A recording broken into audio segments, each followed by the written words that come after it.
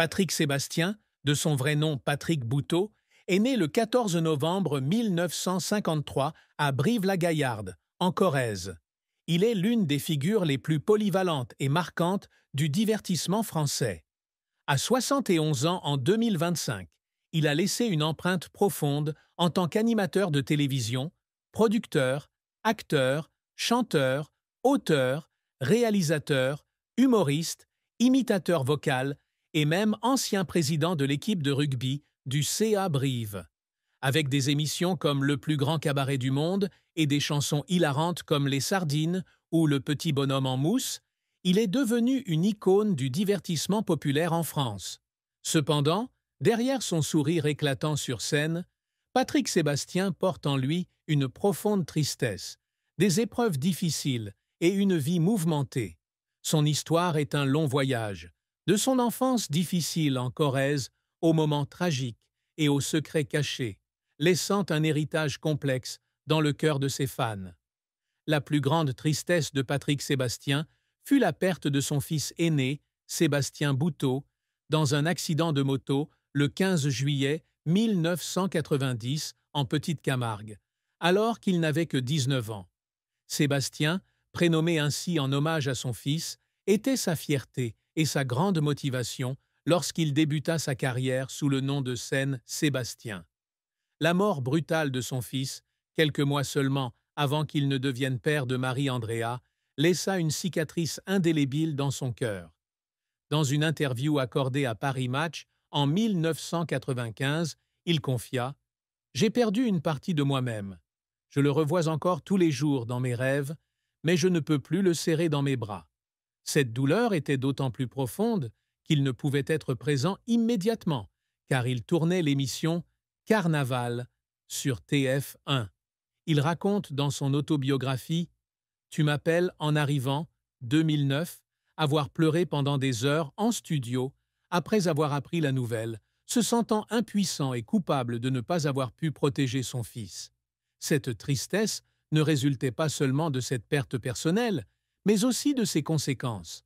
Sa nièce Marie-Andréa a grandi sans père, et Patrick a tenté de compenser en la soutenant financièrement et émotionnellement. Cependant, il a admis dans une interview accordée à France en 2010 avoir toujours eu le sentiment de ne pas en avoir fait assez pour elle.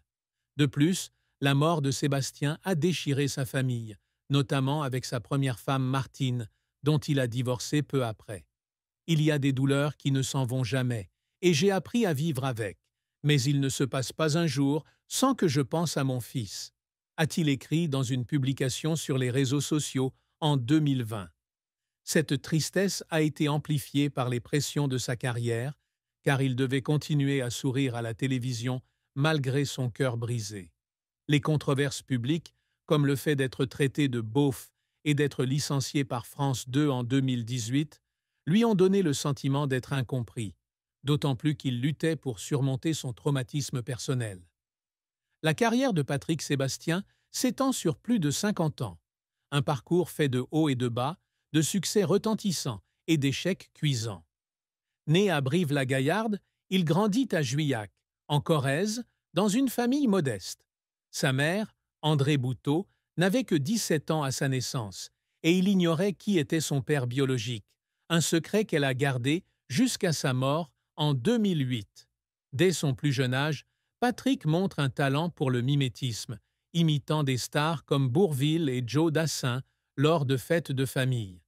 Après avoir abandonné l'université et échoué au concours d'entrée à la police en 1973, il décide de se lancer dans le spectacle et débute comme imitateur vocal dans des cabarets parisiens en 1974. Sa carrière décolle en 1975 lorsqu'il apparaît dans l'émission Système 25 de Guy Lux sur TF1, adoptant le nom de scène Sébastien en hommage à son fils. En 1984, TF1 lui confie l'animation de Carnaval, une émission de mimétisme vocal et de déguisement qui fait rapidement de lui une icône de la télévision française. Son point d'orgue est Le Grand Bluff en 1992, où il se déguise en inconnu pour tromper des célébrités dans des émissions comme Sacrée Soirée et Tournée Manège, qui attirent plus de 17 millions de téléspectateurs et établissent un record d'audience. En 1996, il rejoint France 2 et anime à partir de 1998 le plus grand cabaret du monde, un spectacle de cabaret grandiose mêlant cirque, magie et humour. L'émission remporte le 7 d'or en 2000 et devient une icône culturelle française, avec son édition spéciale du Grand Cabaret, le 31 de chaque nouvel an, qui attire des millions de téléspectateurs. Il anime également d'autres émissions comme Les Années Bonheur, 2006 à 2018, et De l'autre côté du miroir, révélant ainsi ses talents polyvalents.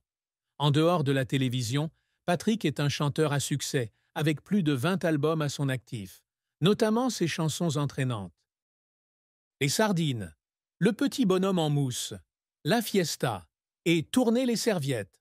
Son album Viva Bodega et Caetera, 2006, a été certifié disque de platine, s'écoulant à plus de 300 000 exemplaires. Il est également écrivain, dont les œuvres comprennent Au bonheur des âmes, 1994, Vitriol menthe, 1505, et Vivre et renaître chaque jour, 2022, ainsi que des pièces de théâtre comme Le secret des cigales, 1313 à 2020. Passionné de rugby, il a été président du CA Brive de 1995 à 1999 et de 2007 à 2009, menant l'équipe à la H-Cup 1997. Il a également joué dans des films comme Thème, 2000, et Une mystérieuse disparition, 2014, bien que ces derniers n'aient pas connu de succès commercial. Cependant, la carrière de Patrick n'a pas été sans heurts. Certaines chansons, comme Une petite pipe, 2015, ont suscité la controverse en raison de leur contenu prétendument obscène, ce qui lui a valu des critiques sur des forums comme Le Figaro. Ces films, comme Thème, ont reçu des critiques moyennes, avec une note IMDb de 5,2, et il a avoué dans C'est à vous en 2015 sa déception face à son échec en tant qu'acteur. En 2018, France 2 l'a brutalement licencié après 22 ans, invoquant des raisons internes selon lesquelles ses programmes n'étaient plus adaptés au jeune public.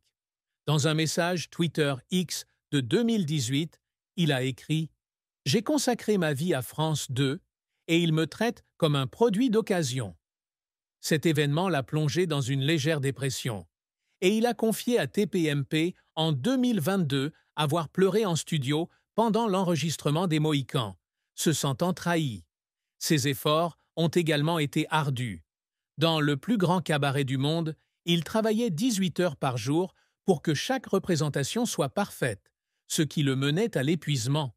Dans une interview accordée à La Dépêche, en 2025, il racontait être tombé sur scène en 2003, mais avoir continué à animer le spectacle, pour finalement être hospitalisé après la fin de celui-ci. Il avait également pleuré en écrivant Le secret des cigales, car la pièce lui rappelait son enfance difficile et la mort de sa mère. Les controverses publiques, comme le fait d'être traité de beauf dans Le Monde en 2010, l'ont humilié, malgré sa fierté pour son style accessible. Dans 50 ans, il déclarait « Je n'ai jamais voulu faire pleurer les gens, mais j'ai pleuré parce qu'ils ne me comprenaient pas. » La fin tragique de la vie de Patrick Sébastien fut la rupture de son 4e mariage avec Nathalie « Nana » Bouteau en 2022, après plus de 23 ans de mariage. Ce divorce a non seulement marqué la fin d'une longue relation, mais l'a également plongé dans un état de solitude et de dépression, notamment face à un cancer du rein diagnostiqué la même année. Dans son autobiographie « Vivre et renaître chaque jour » 2022, il écrit que la séparation d'avec Nana a été « le plus grand échec de ma vie après la mort de Sébastien ». Ensemble, ils ont surmonté de nombreuses épreuves, de la mort de leur fils à des conflits professionnels. Et ils ont adopté une petite fille, Lily, originaire de Tahiti en 2007. Cependant, leurs différences de mode de vie et la pression de son travail ont créé une rupture irréparable. Dans une interview accordée à Gala en 2022, il a admis « Je n'ai pas passé assez de temps avec Nana, et je le regrette ». Cette rupture a été rendue encore plus douloureuse par sa santé déclinante. Un cancer du rein, malgré un traitement rapide, l'a affaibli et contraint à reporter des projets importants, dont la tournée Olé Osé prévue en 2023. Il a confié à TPMP avoir pleuré à l'annonce du diagnostic, non pas par peur de mourir, mais par inquiétude pour Lily, alors âgée de 15 ans. Les fans ont exprimé leur chagrin sur Twitter X, le hashtag Daddy Courage Patrick, atteignant des millions d'interactions. Patrick nous a apporté de la joie, mais maintenant il souffre tellement, a écrit un fan. Cette fin n'était pas seulement une perte personnelle, mais aussi symbolique des difficultés qu'il a rencontrées à la fin de sa carrière. L'histoire d'amour et de mariage de Patrick Sébastien fut complexe, faite de joies passagères et de profonde tristesse. Il s'est marié 4 fois et a eu 4 enfants, mais ses relations ont souvent été mises à rude épreuve par son emploi du temps chargé et les pertes personnelles. De son premier mariage avec Martine en 1970, alors qu'il avait 17 ans, est né son fils aîné, Sébastien Bouteau, 1970 à 1990. Cependant, leur mariage s'est effondré après la mort de Sébastien, aucun des deux n'ayant pu surmonter son chagrin. Dans Tu m'appelles en arrivant, il écrit que Martine et lui étaient devenus 2 étrangers après la tragédie. Son second mariage avec Sylvie, à la fin des années 1970, a donné naissance à un deuxième fils, Olivier Villa, né en 1980, mais s'est rapidement terminé, car il se concentrait sur sa carrière. Son troisième mariage avec Fan Fan, une ancienne Coco Girl, a débuté en 1987 et a donné naissance